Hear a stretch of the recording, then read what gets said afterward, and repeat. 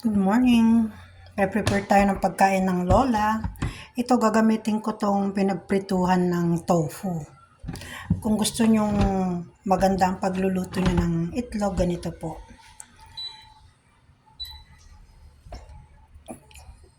Yung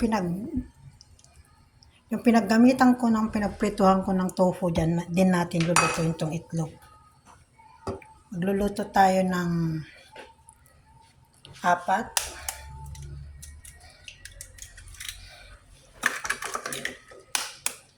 Hanggang dinner na namin yan.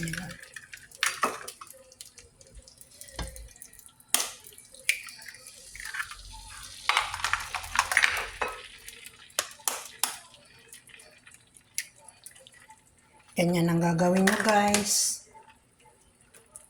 Tapos takpan nyo. So, pantakip natin. Tatakpan natin sandali.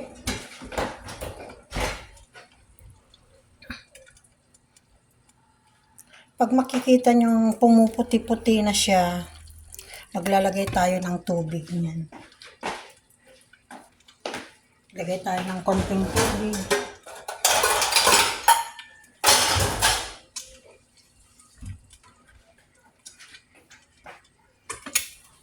Pag ganyan na guys, naglalagay tayo ng tubig sa palibot niyan.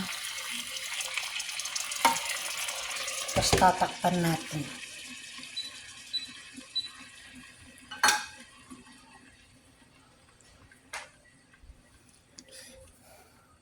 Para ang purpose nun, hindi matigas yung puti ng itlog.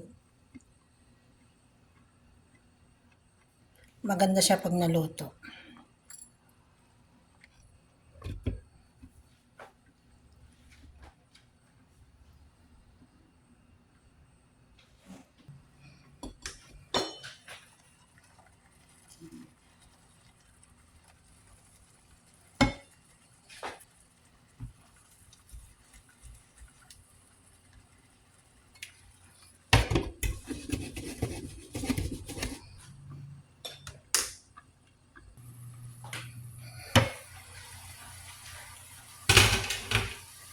Ayan guys, pwede na. Ito yung nabasag na itlog kanina. Kasi yung iba basag, 2. Pero pag hindi nabasag, maganda siya guys. Kita nyo yan. Diba? Buo-buo siya.